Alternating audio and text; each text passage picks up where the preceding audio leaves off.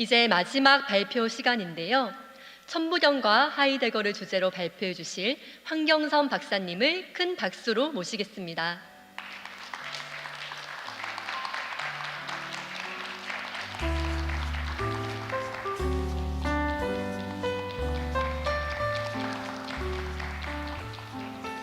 네, 저는 상생문화연구소에 재직 중인 황경선이라고 합니다. 네, 오늘 제가 말씀드릴 주제는 천부경에서의 이제 일에 대한 건데, 사실은 이 같은 대한사랑회에서 주최했던 저번 행사에서 이와 관련된 발표를 했어요. 그리고 이제 오늘은 그 발표에 짝이 되는 거라고 할 수 있고, 저번 발표가 일에 대해서 어떤 형식적인 규정이라면 오늘은 그 내용에 관해서 일의 내용에 관해서 말씀을 드리는 그런 주제를 가지고 이야기하고자 합니다. 그래서 이제 이 이 발표 중간에 저번에 이야기했던 것을 간단히 이제 다시 상기하는 경우도 있을 수 있을 것 같고요. 우선 이제 포괄적으로 오늘 발표의 이제 그 줄기를 말씀드리면, 일의 본질은, 천부경에서 말하는 일의 본질은 밝음이다, 밖에 열리는 거다, 밖에 트임이다, 이렇게 이해를 하고 있습니다.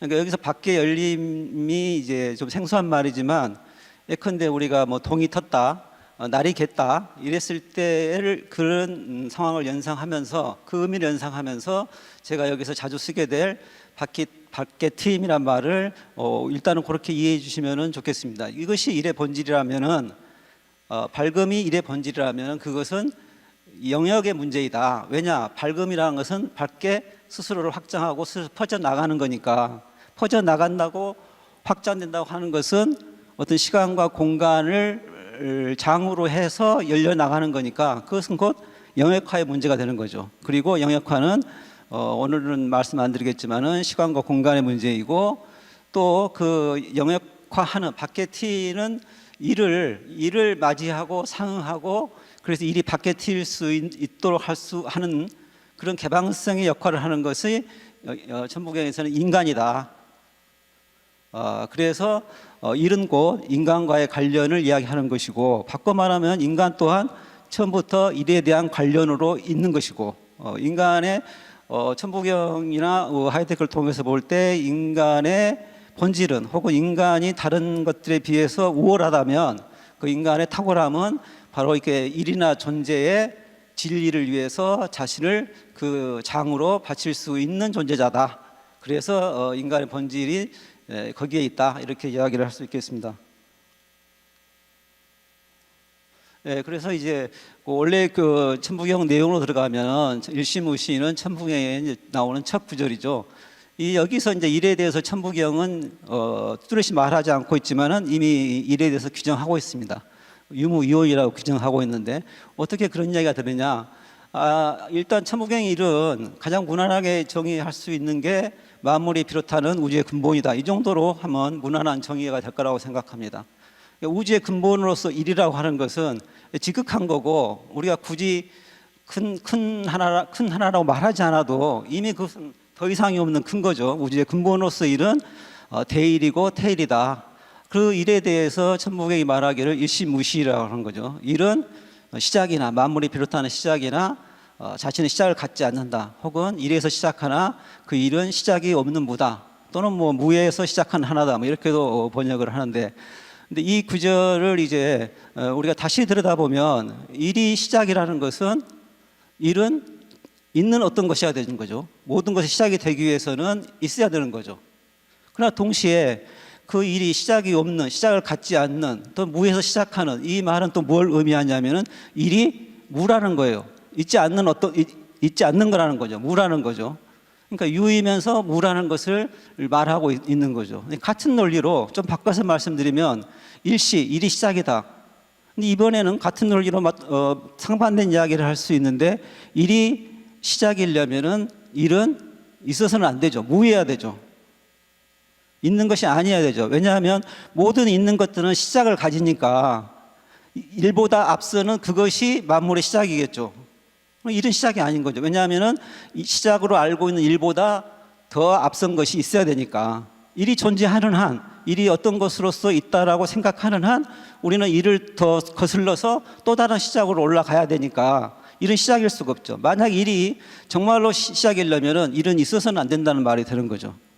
근데 또 무에서도 안 되는 거죠. 왜냐하면 무에서 나올 수 있는 것은 아무것도 없으니까. 무는 무에서 아무것도 나올 수 없는데 어떻게 무로서의 일이 만물의 근본이 되겠습니까? 그래서 지금 우리는 똑같은 이야기지만 이렇게 이야기하고 있는 거죠. 일은 유이면서 무여야 된다. 동시에 유여도 안 되고 무여도 안 된다. 일시무시의 규정을 우리가 살펴보면은 이러한 그 논리적인 어떤 그 일에 대해서 이야기를 하고 있다는 거죠. 그래서 천붕의 일에 대해서 어떻게 이해를 해야 되느냐. 저로서는 그래서 일은 있는 것도 아니고 없는 것도 아니지만 또 동시에 있으면서 무이면서 무이다. 이렇게 이해를 해야 되지 않나 이렇게 보고 있습니다. 다시 말해서 그러니까 같은 말이죠. 일은 유무이원이다, 유무공속이다, 뭐 유무동시다. 또 노자의 말을 인용하면 유무상생이다. 또 이런 이야기를 할 수 있겠죠.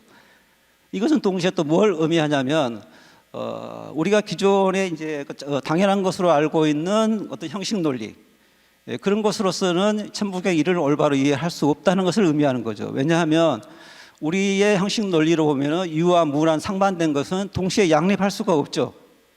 그러니까 A는 not A 동시에 not A일 수가 없는 거예요. 우리가 알고 있는 형식 논리의 그 당연한 준칙이죠. 근데 지금 천부경 일은 유이면서 또 무라고 이야기를 하고 있는 거죠. 그건 다시 말해서 서구적인 형식 논리와 또 모든 것들은 자기의 근거를 갖고 있고 그 근거라고 하는 것은 결과에 비하면 시간에서 앞서고 또 능력에서 더 우월하다. 이건 우리가 당연하게 생각하고 있는 거예요. 근데 이런 논리로는 천부경에 올바로 접근할 수 없다. 그리고 이제 오늘 뭐 따로 많이 다룰 수는 없겠지만 하이데거 생각은 바로 이러한 서구적인 형식 논리 또 형식 논리에 바탕한 판단과 추론의 그 이성적인 사유라하는 것은 인간 본연의 것이 아니고 지역적인 것이고 역사적인 것이다. 그러니까 서구 유럽의 어떤 특정 시기에 있어서 우리를 지배하고 전 지구화되어 있는 상대적인 형식이고 논리이지 우리가 그것을 반드시 애초부터 가지고 있었던 방식은 아니다. 이렇게 생각해야 된다고 말을 하고 있어요. 언젠가 이제 하이데거가 은퇴하고 있을 때 하이데거가 어떤 중국인 학자하고 노자를 함께 번역을 한 적이 있었거든요. 그래서 그 노자를 함께 번역했던 중국인 학자가 이제 은퇴한 하이데거를 찾아가는데 그 중국인에게 사업하는 이제 독일인 친구가 있었는데 그 친구가 이제 하이데거를 방문하는 길이라면 나도 가고 싶다 해서 이제 두 사람이 같이 하이데거를 방문했는데 그 독일인 친구가 이제 하이데거에게 이제 이런 푸념을 해요. 아니 왜 이렇게 노자가 어렵냐? 이제 이미 그때는 노자도 독일어로 번역돼 있었으니까 왜 이렇게 어렵냐? 그러니까 옆에 있던 이제 그 하이데거와 공동 번역했던 중국인이 끼어들어서 그때 노자 시대 사람들은 논리학을 배우지 않아서 그렇다 이렇게 대답을 했어요. 그러니까 하이데거가 뭐라고 하냐면은 이렇게 말을 해요. 신이여 감사합니다. 그들이 논리학을 배우지 않았다는 것을 감사합니다. 이렇게 이야기를 하는 거예요. 그러니까 서구의 형식 논리가 하이데거가 보기에 정말로 우리가 알아야 할 어떤 리얼리티에 접근하는 데서는 오히려 애곡된 논리일 수도 있다. 뭐 이런 것을 이제 이야기하고 있는 거죠. 지금 말하듯이 천부경도 유 아니면 무 둘 중에 하나를 택해야 되는 그런 택일 속에 놓여 있는 논리로는 올바르게 천부경을 이해하기 힘들다. 일부터 이해하기 힘들다. 이런 이야기를 말씀드리는 겁니다. 또 이런 식의 어떤 비형식 논리적인 사유가 필요한 것은 이제 다 이 구절도 마찬가지죠. 천부경에 나오는 천일일, 지일이, 인일삼. 이 구절은 이제 일이 하늘과 땅과 인간 이 삼자를 꿰뚫는 동시에 그것들 하나로 감싸고 있는 것이다. 이렇게 말을 하고 있는 것이고, 또 인이라고 하는 것이 모든 존재하는 것들을 대표하는 것이라고 본다면, 여기서 하늘, 땅, 인간은 하늘, 땅 그리고 인간을 비롯한 만물들이 되는 거죠. 그러니까 하나는 모든 것을 하나로 꿰뚫고 있고 그것을 감싸고 있다는 이 말이 되는 거죠. 그래서 이런 천일일, 지일이, 인일삼이라는 천부경의 규정은 또 일에 대해서 형식적으로 어떻게 규정하냐면 일은 삼이다. 또 그 삼이 전체이기 때문에 일은 전이다. 이렇게 말하고 있는 것이고, 또 아까 말씀드린 대로 그 일이라고 하는 것이 천지인 혹은 천지 만물을 하나로 감싸는 통일성이면서 그 통일성의 중심이 되고 있으니까, 그러니까 천지일은 일로부터 일 안에서 일을 중심으로 일체를 이루고 있으니까 일은 통일성이면서 통일성의 장이 되는, 중심이 되는 거죠. 그래서 또 하나의 일에 대한 규정을 우리가 확보할 수 있는데, 그게 뭐냐면 일은 곧 중이다 혹은 중은 곧 일이다, 이렇게 이야기를 할 수 있는 거죠. 이 중과 일의 동일성에 대해서는 제가 정역을 잘 아는 건 아니지만 이 말이 저한테는 굉장히 적확할 뿐만 아니라 간결하면서도 명료하다. 그게 김일본 선생님의 말인데, 대개 중이라는 것은 일이 감춰진 것이고 일은 중의 작용이다. 이것은 어쨌든 똑같다고 할 수는 없지만 어떤 동일한, 함께 속하는 동일한 것이다. 이런 이야기를 하고 있어요. 저는 중일에 관해서 저렇게 명시적인 이야기는 저는 다른 데서는 잘 못 봤습니다. 그리고 이제 우리 천일리, 지일리, 인일삼의 규절이 또 하나 그렇게 일이 중이고 전체다라는 것을 말해주는 동시에, 또 앞서 말한 일이라고 하는 것은 유무이원이다라는 것도 다시 또 뒷받침해 주는데, 이 하나가 모든 것이라면, 하나가 천지인 셋이고 하나가 천지인 만물 모든 것이라면, 그 하나는 유효도 안 되고 무효도 안 된다라는 거예요. 그러니까 일이 하나를 유지하면서 다수에 속해 있으려면 그것에 일은 있는 어떤 것이어서는 안 된다, 이런 이야기죠. 그래서 일이 유와 무의 동시로 그런 관점에서 일을 봐야 된다는 것이 다시 한번 천일일, 지일이, 인일삼에서 확인할 수가 있습니다.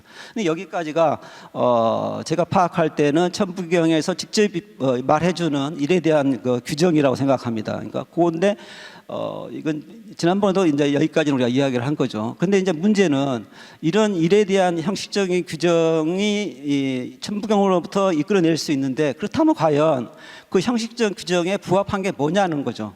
그러니까 아까 일이 유무이원이고 모든 것이고 중심이라고 그랬는데, 그런 형식적 규정에 부합되는 것으로 무엇이 있냐는 거예요. 저로서는 천부경 자체 내에서는 그걸 파악하기 힘들다고 생각하는데, 다행히 천부경은 다 이제 여기 계신 분들은 이제 그렇게 이해하시겠지만은 우리의 고대 사상이나 종교, 흔히 이제 신교라고 부르는 그 신교 사상이 집약되어 있는 거죠. 그리고 바꿔 말하면 그 천부경 사상을 경전을 해서 고대 사상과 종교가 열려진 것이고, 그렇게 본다면 천부경의 일에 대해서 천부경이 말해주지 못하는 것을 고대 사상과 문화를 이야기해주고 있는 이른바 선독의 문헌들을 통해서 우리가 일의 내용에 대해서 접근할 수가 있다고 보는 거죠. 실제로 보면은 이 단군생이나 태백일사들을 보면은 일에 대해서 뭐라고 말하냐면은, 그러니까 이건 지극한 하나를 이야기하는 거죠. 우주의 근본으로서 하나, 그것을 하늘이라고 부르기도 하고 허공이라고 부르기도 하고 또 극이라고도 불러요. 근데 이 하늘, 허공, 기가 뭐냐면은 기다, 이렇게 이야기를 하고 있어요. 동시에 그것은 신이다. 그리고 기이면서 신인 그 하나의 본질은 처음에 말씀드린 밖에 열림, 밖에 트임, 그런 광명이다, 일광명이다. 그러니까 천지는 이렇게 설명을 해주고 있어요. 근데 사실 따지고 보면은 우리가 기라고 하는 거, 그러니까 있다고 할 수도 없고 없다고 할 수도 없는 그 허량한 기만이 유효도 안 되고 무효도 망하는 이 논리적 궁지에 빠지지 않고 만물의 근본이 될 수 있고, 또 하나를 유지하면서 다수의 모든 것들에 속할 수 있는 게 그 기가 아니냐. 근데 실제로 이제 그 선도 문헌들은 다 이렇게 하나를 기로 보고 또 신으로 보고 있다는 거죠. 그래서 그 기이면서 신인 그 하나가 아까 말씀드린 대로 이 하나이면서 모든 것이 통일성이 있고 그 통일의 중심이 될 수 있다. 그것을 우리가 선도 문헌들 통해서 이 다음과 같은 구절들을 이제 대표적으로 인용할 수가 있습니다. 이건 뭐 그냥 넘어가기로 하죠. 근데 맨 마지막에 제가 여기서 상기시키고 싶은 구절은 신은 곧 기요, 기는 곧 헌데 헌은 하나다. 이 구절은 제가 생각할 때는 신교라고 말하는 한국 사상과 종교를 이해하는 데 있어서 중요한 열쇠 중에 하나가 아닌가 이렇게 생각을 합니다. 외우기도 굉장히 쉽잖아요. 신 즉 기, 기 즉 허, 허 즉 일, 이렇게 되어 있습니다. 또 마찬가지로 이제 그것을 아까 말씀드린 대로 이제 기고 신인 그 하나의 본질은 이제 빛이고 광명이다라는 것이 선도문헌의 전개가 되고 있는데, 그러니까 이 어떤 신령한 기운은 없는 데가 없고 하지 않는 데가 없고 어떤 작은 것도 스며들지 않음이 없고 어떤 큰 것도 감싸지 않음이 없는 그런 빛으로 있다는 거죠. 기와 신은 천지의 광명으로 있다. 아래 인용 구절도 바로 그것을 이야기하고 있는 그런 구절들입니다. 생략하고요. 또 일에 대해서 우리가 이제 그 천부경이 아닌 천부경 밖에서 단고색이라든가 태백일사 등의 문헌을 통해서 일이 기며 신이고 그 본질은 빛이다. 이런 구절을 이런 이제 그 내용을 우리가 얻을 수 있었는데, 이제 이런 안목으로 보면은 천부경 사경에 나오는 일묘연이라는 구절을 우리가 새롭게 들여다볼 수가 있는 거죠. 일묘연에서 연은 이게 이제 판본에 따라서 두 글자가 쓰이기도 한다는데 두 글자 다 어떤 퍼진다, 부풀어 난다, 영역화한다, 밖에 트인다, 이런 빛의 현상을 이야기하고 있다는 거죠. 다시 말해서 일묘연, 일이 광명으로서 밖에 트임으로써 열려 나가는 것이 묘함이다. 이렇게 해석할 수가 있다는 거죠. 그래서 만약에 일이 모든 만물의 시작이 밖에 트임 혹은 발현이라고 한다면 있지 않은 것, 무라고 하는 것은 발현과 상반되는 짝이 되는 이제 어둠이거나 숨김이거나 이제 검은 혼돈이 되겠죠. 그러니까 있다고 하는 것은 이제 발현으로 우리가 이해된다면 없다는 것은 당연히 이제 감춤이나 은닉이나 숨김이 되겠죠. 그리고 이제 이 밝음으로서의 일이 만물의 근본이라면, 만물을 낳는 거라면, 만물을 짓는 거라면 그 존재하게 하는 방식은 이제 밖에 열리고 그것들을 환하게 드러내는 그런 방식일 수밖에 없다. 이런 이야기입니다. 이건 다시 말해서 일이라고 하는 것, 만물의 근본이 일이라고 하는 것이 어떤 명사적으로 딱 확정적으로 파악할 수 있는 것이 아니고 일은 하나의 영역화하는 이행이고 사건이고 과정이라는 거예요. 어떤 동사적인 움직임이라는 거죠. 다시 말해서 동사적인 움직임은 아까 말씀드린 대로 이렇게 열려 퍼지고 밖에 열려 나가는 거니까 그것을 우리가 확인할 수가 있습니다. 그래서 다시 정리하면 일은 유무이혼이고 하나이고 모든 것이 통일성이고 또 그 통일성이 중심이고 또 그 본질은 발현이고 발현인 한 그것은 영역화의 사건이다. 이렇게 정리를 할 수 있습니다. 그런데 이게 이제 아까 그 일에 대해서 발금의 문제를 이야기했지만은 사실은 이 선독의 문헌이 아니어도 최남선 선생이라든가 또 우리가 잘 아는 한 사상이 이야기하고 있는 게 우리가 말하는 이제 일이 되겠죠. 한의 본질은 발금이고 발금에서 한이 나왔다. 이런 이야기를 하는데 선도 문헌이 바로 이제 그런 이야기를 하고 있고 그런 한 사상에 대해서 어떤 선도 문헌의 어떤 그 해명은 이제 지금 제가 말씀드린 것이 그에 대한 해명이라고 할 수가 있겠죠. 근데 실제로 한은 제가 지난 시간에서 우리에게 만약에 케이소트라는 게 가능하다면 한류로서의 한국 사상이 가능하다면 그때 하두가 되고 주제가 돼야 될 것은 한이지 않느냐 이런 이야기를 말씀드렸는데 지금 유무이온 하나이면 모든 것이고 이런 등등의 규정이 우리말 한의 의미에 다 담겨 있다. 라는 것을 다시 한번 상기를 드리고 다음으로 넘어가겠습니다. 한이 저러한 규정들을 갖고 있다는 것은 한 사상에 많이 잘 나오고 있어요. 다시 그 설명하지는 않겠습니다. 이건 이제 그렇다면은 이제 제가 볼 때는 이 천부경 일과 하이데거가 말하는 존재는 존재론적으로 등가인데 서로 상응하는 건데 어떻게 해서 그렇게 이해할 수 있느냐를 이제 정리한 건데 그냥 넘어가도록 하겠습니다. 뭐 하이데거의 그 논리를 보면은 존재는 이러저러한 형식적 기조를 가지고 있는데 그러는 한 하이데거의 존재는 천부경의 일과 상응한다. 그런 이야기를 이제 하려고 했던 겁니다. 그리고 하이데거에서도 이 일과 상응하는 존재의 본질을 뭐로 보느냐? 밝음으로 들어서는 비은폐 혹은 발현, 밖에 열림, 밖에 트임으로 보고 있는 거죠. 근데 밖에 트임에 대해서 하이데거가 이제 설명을 해주는데 제가 맨 모두에서는 제가 앞으로 쓰게 될 발현이나 밖에 트임을 뭐 동이 튼다든가 날이 맞게 갠다든가 이런 걸 연상을 하는 것이 도움이 되리라고 말씀을 드렸는데 하이데거는 밖에 트임을 가리키는 독일어 리히퉁이 어떻게 해서 나왔느냐, 본래 의미가 뭐냐라고 설명을 하는데 이렇게 설명을 해요. 그러니까 빽빽한 무성한 초목이 있는데 여기에 빛이 들어오려면 어떻게 해요? 빛이 들어올 수 없잖아요. 근데 이것들을 간벌했을 때, 이걸 쳐냈을 때, 그 빈터에서 빛이 들어올 수 있다. 그러니까 그 밖에 빈터, 밖에 열린 그 여지를 갖다가 원래 니히퉁이라고 했다. 이렇게 설명을 하고 있어요. 그래서 이제 여기서 뭐 한 재밌는 거 하나 한 개씩 말씀드리면은 일본 학자가 만든 중국어 일본어 사전에 보면은 한자 무를 설명하기를 똑같이 설명을 이렇게 해요. 원래 무라고 하는 것은 이렇게 무성한 그런 잡풀이나 초목들을 다 쳐내고 활짝 열린 비터가 원래 무의 의미였다. 이렇게 그 사전에 나와요. 그래서 이제 그 하이데거의 리히퉁과 하이데거의 무개념과 동아시아의 무개념이 얼마나 가까운가를 이야기할 때 이제 하나의 예로서 이야기하기도 하죠. 그냥 넘어가겠습니다. 그리고 이제 다시 한번 이제 밖에 팀의 문제가 생소할 거라는 생각에서 밖에 팀이라고 하는 영역의 문제가 꼭 하이데거 문맥이 아니어도 우리가 충분히 생각할 수 있다라는 것을 보이기 위해서 이제 몇 가지 예를 든 건데요. 연비어야 나는 솔개 뛰어오르는 물고기, 이게 뭐 시경에 나온 구절인데 중용에 나와 있습니다. 근데 그 중용에서 이 구절에 대해서 부연 설명하기는 이건 위 아래에 밖에 드러나는 것을 말하는 것이다, 이렇게 말을 하고 있어요.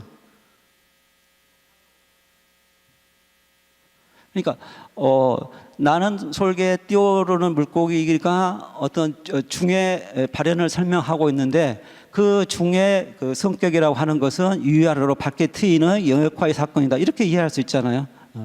그리고 중용에서의 중이라고 하는 것은 물론 이제 뭐 해석이 다를 수 있지만은 주자 말에 의하면은 그 수시이제 시간에 따라 있는 것이고 확고한 실체가 없는 거예요. 무정치한 거예요. 그러니까 다시 말하면 그것은 때에 따라 있기도 하고 없기도 한다는 건데 확고한 실체가 없다는 것은 유라하기도 그렇고 무라하다고 하기도 할 수 없는 그 애매한 그 중이라고 하는 것은 위아래로 밖에 트이는 발현이다, 이렇게 이해하고 있다라고 저는 이제 해석하고 싶은 거죠. 그리고 이제 그 주자에 따르면 정자가 이 한마디 연비어약이야말로 사람들에서 요긴하게 한번으로서 생동감 넘치는 대목이다, 이렇게 평을 했다고 합니다. 그러니까 나는 솔개 뛰어오른 물고기에서 그 발현의 중이 드러나고 있는 거죠. 그리고 중의 발현 속에서 솔개는 솔개로서, 뛰어오르는 물고기는 물고기로서 어떤 인위적인 관점이나 규정에 상관없이 물고기로서 나는 솔개로서 그 자체로 드러나고 있는 거죠. 이 한 포인트, 요즘 말로 하면 캡처랄까, 이 한 장면을 나는 솔개 뛰어오르는 물고기로서 중용의 저자가 이야기하고 있는 것이고 그 속에는 중에 밖에 열리는 발현이 일어나고 있다, 이렇게 말할 수 있겠습니다. 또 노자, 이 이야기도 지난번에 말씀드렸지만 노자에게서도 우리가 노자의 도도 영역적인 것이다, 이렇게 말을 할 수 있는 게 노자 1장에 이렇게 나옵니다. 유와 무는 같은 데서 나오고, 같은 데란 말 자체가 이미 이제 영역적인 거죠. 장소적인 것이고 같은 데서 나오는데 이 같은 것을 뭐라고 하냐면은 현이라 한다. 그리고 그 현을 현한 것이고 그것은 이제 모든 오묘한 것들의 문이다. 문 자체도 또 영역적인 개념이고, 그러니까 유무는 상생하고 유와 무는 동일한데 그건 논리적으로 동일한다는 것이 아니라 영역적으로 어떤 지평적으로 동일하다고 해석을 하는 거죠. 그렇게 본다면 노자의 도는 영역적인 것이고 현이고, 현도 사실은 깊고 검다니까 영역적인 개념이죠. 현이고, 또 노자의 비유에 따르면 그건 신비한 골짜기고, 다 영역적인 것이고 도는 그렇게 보고 있다는 거죠. 그리고 이제 또 한 가지 말씀드리면, 예를 들면 우리 많이들 아시는 무국이 태극이다 했을 때, 이 무국이 태극이다 가지고도 제가 잘하는 건 아니지만 굉장한 논쟁이 있잖아요. 무국이 태극은 무국과 태극의 다른 것을 말하는 것이다. 아니다. 무국은 태극을 꾸미는 말일 뿐이고 원래는 그것은 한 가지다. 뭐 이렇게 말하기도 하고. 근데 이런 그 논쟁이 제가 볼 때는 아까 말씀드린 대로 우리가 선을 따져야 되고 근거를 찾아야 되고 서로 같은 것이 다를 수도 있고 다른 것이 같을 수도 있다는 것이 용납되지 않은 논리로 보면은 이런 논란은 해결되지 않는 거죠. 제가 볼 때 무국이 태극에서 이는 무국과 태극의 이 동일하고 서로 하나인데 그 조화를 이루게 하는 중심이다. 무국은 영역적인 것이다. 그리고 그것을 일러서 이제 환극이라고 그러잖아요. 그러니까 환극은 무국과 태극의 동일성, 공속성이 일어나고 있는 영역이고, 영역인 한 그 시공간의 시간이고, 영역은 언제나 시공간적인 거죠. 제가 쓴 영역은. 왜냐하면 열리는 동안이고 열리는 폭이 있는 것이고, 이 시공간 속에서 일어나는 것이고, 그리고 또 하나는 여기서 말하는 것은 무국이 태극에서 환극은 또 다른 제3의 것이 아니라 바로 무국 자신의 영역화로서의 환극이다. 그러니까 이건 또 무국과 환극은 동일한 것이고, 그러니까 하나는 중이고 하나는 삼이고, 뭐 이런 논리가 우리에 익숙했을 때 무국이 태극이도 새롭게 보이고 또 노자의 말도 새롭게 보일 수가 있는 거죠. 그러니까 여기서 말하는 것들은, 그러니까 아까도 말씀드렸듯이 어떤 영역의 동일성을 이야기한다. 서로 하나의 동일한 곳에 속하고 있다. 그런 의미의 동일성이 지금 이야기되고 있는 거죠. 그리고 이제 또 한 가지 우리의 그 하이데거가 말하는 밖의 팀을 이해하기 위해서 한 가지 예시로 말씀드리는 게, 아까 말한 니히퉁 밖의 팀 설명이 그 중일 사전의 무화 설명과 비슷하다는 그 밖의 팀의 독일어의 옛말이 하이테레라고 해요. 하이테레.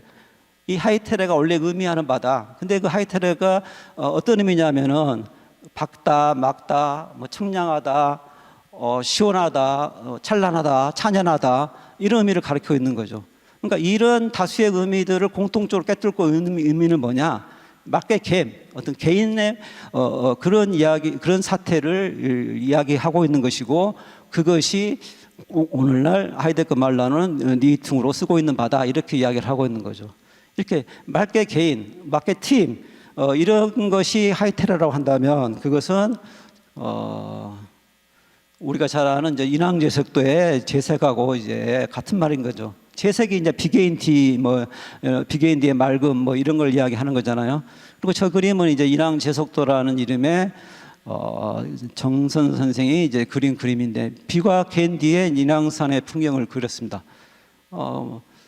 글쎄, 저 그림을 보면은 보는 사람 자신도 가슴이 탁 트이는 어떤 청량함, 이런 걸로 기분이 조율되는 그런 걸작이 아닌가, 이렇게 생각을 합니다. 그리고 제가 알아본 바로는 이게 이제 그 정선 선생이 무려 76세일 때 그때 그렸던 병석에 누워 있는 친구를 위해서 그린 그림이라고 그래요. 그리고 그 병석에 누웠던 친구는 이 그림이 완성되고 며칠 후에 돌아가셨다고 그러는데, 그 사이에 이 그림을 보았는지는 잘 모르겠습니다. 만약 보았다면 죽어가는 그분이 정말 아까 말씀드린 그 가슴이 확 트이는 그런 청량함, 시원한 한 줄기 그런 청량함을 친구의 그림을 통해서 느끼지 않았을까, 이렇게도 뭐 생각을 해봅니다.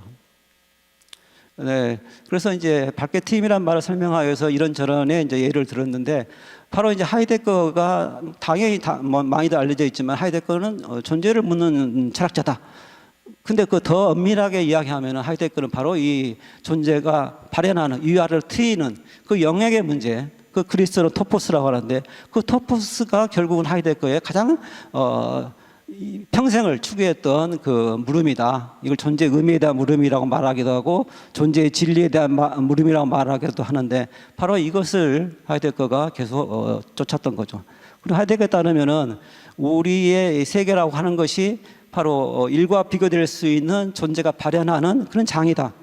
그 존재 발현의 장으로서 세계는 하늘, 땅, 죽을 자들, 인간을 죽을 자들이라고 부르는데 죽을 자들, 신적인 것들이 하나로 단일하게 어울려 있는 그것을 우리가 세계라고 하는데 그건 뭐냐면은 아까 천부경에서 일이 천지일체로 하듯이 존재가 그런 식으로 사방으로 트인다는 거예요.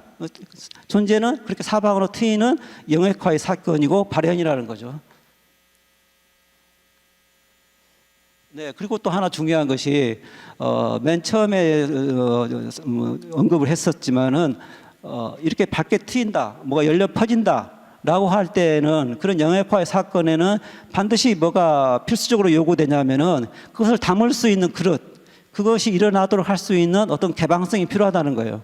마치 그 숲속의 빛이 숲에 비추기 위해서는 빈터가 필요로 하듯이 또 태양의 빛이 빛으로서 머물기 위해서는 그 빛이 투과될 수 있는 공기가 필요하듯이 일이나 존재가 밖에 트이는 발현의 사건으로 있을 수 있으려면은 그것을 맞이하고 거기에 상응하고 그것의 어떤 자리로서 자기를 바치는 그게 필요한데 그 역할을 그러니까 존재 발현의 장이 되고 그릇이 되는 그 역할을 하는 것이 바로 만물 가운데 바로 인간이다.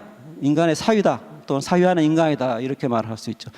하이데거가 생각할 때 인간의 본질은 거기가 있다는 거예요. 존재의 진리의 장으로 쓰이는데 발현하는 위아래로 맞게 트이는 존재를 받아들이고 그것을 지키는 게 인간의 본질이고 그런 본질로서의 인간을 일러서 실존이니 탈존이니 존재의 이웃이니 존재의 목자라고 부르고 있습니다. 이렇게 해서 존재는 발현하고 나는 그 발현하는 존재를 향해서 내 사유를 내 마음을 바치고 이렇게 해서 하나가 이루어지는 장, 그 장에서 인간만이 아니라 하늘 땅 모든 것들이 자기의 참됨으로 있을 수 있다는 거예요. 그렇게 모든 것들이 자기 각자의 참됨으로 돌아가는 그곳이야말로 하이데거는 그것이 고향이고 또 다른 시온이다 이렇게 이야기를 하고 있습니다. 이제 그렇다면은 천부경에서 그러면 지금 말하는 그 영역의 문제들이 어떻게 해석될 수 있느냐를 간단히 말씀드리면 일심물시일에서 첫 번째 일은 유와 무가 공속하는 거, 함께 속하는 거라고 말씀을 드렸죠. 근데 무극이 태극에서 서로 상반된 것이 하나의 조화를 이룰 때에는 그 조화의 중심이 전제가 돼야 된다고 말씀드렸죠. 마찬가지로 유와 무 그 상반된 것들이 하나라면 그 하나가 일어나고 있는 조화의 중심으로서의 장이 전제가 돼야 된다. 그리고 그 장은 일 자체다. 이런 이야기죠. 그래서 이미 일의 유무공속이라고 하는 일의 규정 안에는 일이 영역적이다라는 것이 들어있고요. 그리고 실제로 또 삼일신고도 이제 일을 하늘이라든가 허공이라고 부르는데 하늘 허공도 사실 영역적인 개념이라고 볼 수 있지 않겠습니까? 그리고 또 일이 천지인 셋으로 벌려지고 천지는 일을 중심으로 하나로 모여 있다. 이런 말들이 다 일이 하나의 중심이고 장이라는 영역적인 성격을 갖고 있다는 이야기가 되는 거죠. 무엇보다도 일묘연이라는 천부경의 그 구절이 일이 묘하게 퍼져나간다. 일로부터 생명이 빛이 묘하게 퍼져나가는 것을 이야기하는 그 일묘연에서 일은 바로 빛의 퍼짐이고 발현이고 밖의 열림이다. 이것을 우리가 이야기해주고 있지 않느냐 이렇게 받아들일 수 있다고 봅니다. 그리고 또 이 천부경에서 중요한 영역 개념, 장소, 어떤 유상의 개념이 나오는데 바로 인중천중일에서의 중입니다. 중이 지금 그동안에도 일과 중에 대해서 말씀을 드렸지만은 천부경에서 중은 어떤 대목에서 나오느냐? 인중천지일에서 나오고 있죠. 뜻인즉 인간 가운데 천지인은 하나가 된다. 바로 인중에서 일은 천지인 일체의 어떤 통일성으로서 발현하는 것이고 이렇게 되면은 이제 일은 곧 중이요, 중은 곧 일이 되는 거죠. 누차 말씀드리지만 이 통일성 영역적인 통일성인 거죠. 일이 자기를 발현하는데 어디로부터 어떻게 발현하냐면은 중으로부터 발현한다는 거예요. 그러니까 중은 일이 발현하는 지평이고 방식이라는 거죠. 그래서 저는 김일부 선생님 말이 저한테는 굉장히 주목되는 것이 그렇게 말씀하잖아요. 일은 중의 작용이고 중은 일이 감춰진 것이다. 이 경우가 이제 지금 제가 말하고자 하는 것 바를 설명하고 있지 않느냐, 저는 이렇게 이제 받아들이는 거죠. 그러면 왜 인간이 유독 만물 가운데 인중으로서 일에 상응하는 일을 받아들일 수 있는, 영접할 수 있는 그런 존재자냐? 그것은 이제 선도 문헌들의 인간관에 따르면은 인간은 본성은 바로 천지의 그 신성이고 광명인 일로부터 본성을 나눠 가졌다. 그러니까 인간 안에는 본성으로서 뭐가 내주하냐면은 일의 신성이 내주하고 있다는 거예요. 그러니까 인간이 할 일은, 인간이 본질적으로 사는 길은 자기에게 내주하고 있는 신성을 ထိ워가지고 저 우주의 광명이고 신성인 일과 하나가 되는, 거기에 인간의 과업이 있고 인간의 공업이 있고 인간의 완성이 있는 거죠.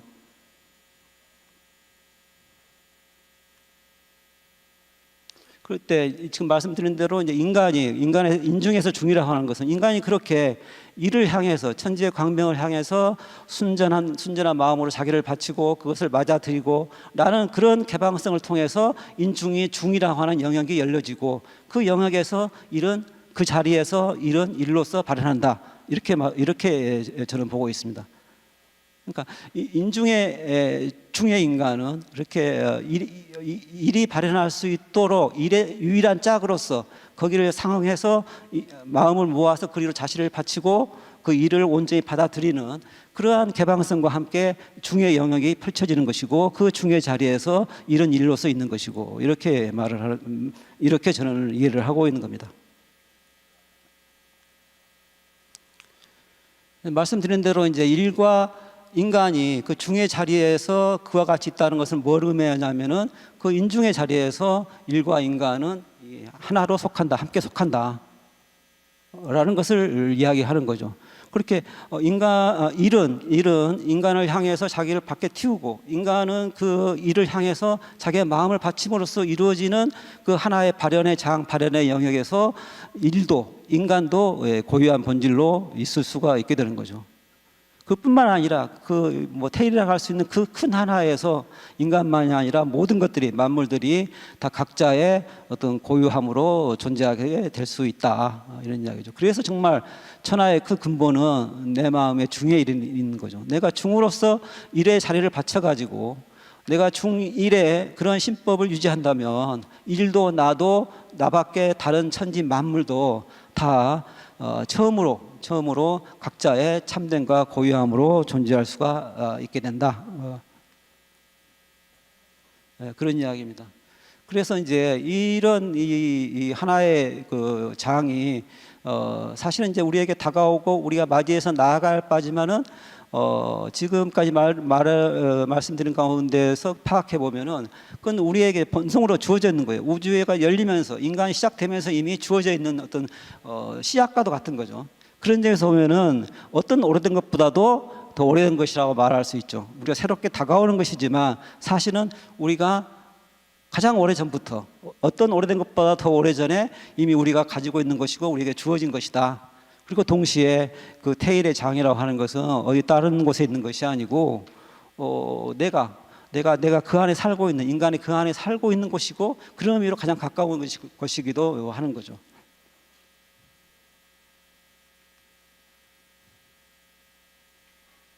네, 요거 좀 소개해드리면, 아까 우리 자린이 영역이니에 해당하는 말이 이제 히라보 토포스라고 그러는데 하이데거에 따르면은 토포스란 말의 어원은 이 창끝이라고 그래요. 창끝. 근데 창끝은 복에 따라서는 모든 것들이 발원하는 모든 것들이 시작되는 시작이면서 모든 것이 그 안으로 귀결되는 또 종결이기도 하는 거죠. 창끝의 형태가. 그러니까 어떤 시작보다도 앞서고 어떤 마침보다도 뒤이어서 오는 그런 것을 창끝이 이야기하고 있다. 그렇게 본다면 토포스, 창끝으로의 토포스는 일시무종일 혹은 일시무시일의 일과 같은 것이다. 이렇게 이야기를 할 수 있고 또 그게 그 영역이라고 하는 것은 형이사학적 어떤 그 사유 방식에 따라서 이 세상의 모든 것을 뭐 근거 짓는 어떤 최종의 근거 뭐 이런 것으로 사유될 수는 없다. 왜냐하면은 그것은 근거 자체를 거부하는 그런 형이상학적 어떤 그 근거를 찾는 사회 방식으로서는 접근할 수 없는 그런 점에서 시면이고 노자 말대로 신비한 골짜기다. 이렇게 말할 수 있겠습니다. 그리고 이제 우리가 그런 일이 발현하고 존재가 발현하는 그 우리가 살고 있는 그리고 우리가 애초부터 우리에게 주어져 있는 그 진리의 장 안으로 우리가 뛰어들어서 그것과 하나가 된다는 것은 바로 그곳에서 바로 그때에 세계가 세계로서 들어서고 사물이 사물로서 들어서는 거죠. 온전하게 참되게. 아까 말씀드린 대로 바로 그 우리가 일과 하나가 되고 있지도 않고 없지도 않는 중이 발현할 때 중의 발현과 하나 되는 마음에서 새가 솔기가 날고 물고기가 뛰어오르고 또 뜰에 잣나무가 이유 없이 서 있고 또 인간이 인간으로서 살고 하는 바로 그것이 된다. 그래서 그곳은 우리들이 이제껏 경험하지 못한 우리가 우리 참됨으로써 전체해 본 적이 없죠. 그런 최초의 경험과 함께 우리가 이제까지 경험해 보지 못한 자유와 안식이 주어지는 거죠. 우리는 이제 우리 자신으로 자유롭게 돌아가는 것이고 그때 우리가 맛보지 못한 이제까지 맛보지 못한 자유와 안식을 얻게 된다. 이게 이제 고향이고 또 다른 시온이다. 이게 이제 하이데거가 하는 이야기고 또 마지막으로 좀 감당이 안 되는 말이기도 하지만 하이데거에 관해서는 그렇게 이야기할 수 없을지 모르지만 인간이 인간으로서 그러니까 인중의 인간이 또 존재를 지키는 인간이 인간으로서 살고 죽는 곳이라고 한다면 천부경에서 일과 하나 되는 것은 어떤 불사의 경계도 이야기할 수 있지 않느냐. 불사의 경계도 열어주고 있는 게 아니냐. 이렇게 생각을 해볼 수가 있다라고 생각합니다. 물론 여기 이제 불사를 제가 함부로 말할 수 있는 말은 아니지만 이런 의미에서의 제가 말을 하고 있는 겁니다. 서양의 한 신부가 했던 말이에요. 서양의 그 신부님께서 뭐라고 했냐면 죽기 전에 죽은 사람은 죽을 때 죽지 않는다. 이런 말을 했어요. 서양의 신부가 한 이야기예요. 그러니까 죽기 전에 죽은 사람은 세속의 어떤 번뇌 끄달리는 나를 죽여서 신을 영접하는 참 나가 되는 그런 것을 이야기하는 거겠죠.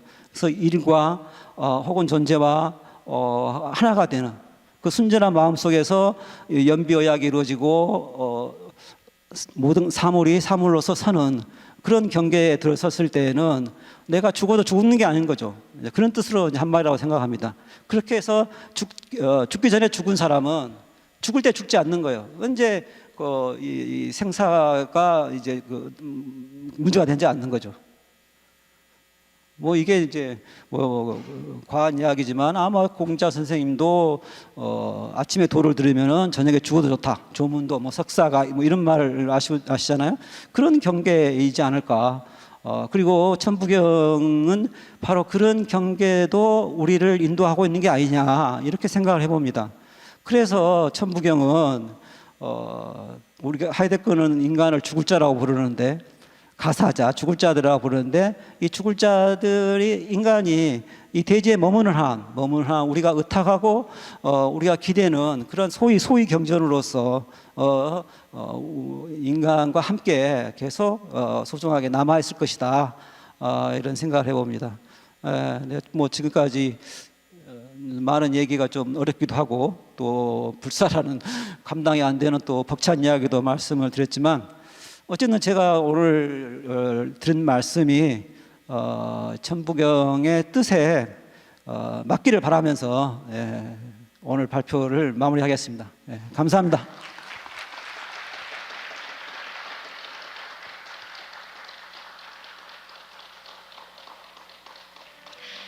천부경과 하이데거를 주제로 발표해 주신 황경선 박사님께 다시 한번 큰 박수 부탁드립니다. 네, 지금 유튜브에서도 많은 댓글이 올라오고 있는데요. 주요 댓글 공유해 보겠습니다. 네, 먼저 배영숙님께서 대한사랑이 아니면 어느 곳에서도 들어볼 수 없는 내용들에 가슴이 쿵쾅거립니다 라고 해주셨고요.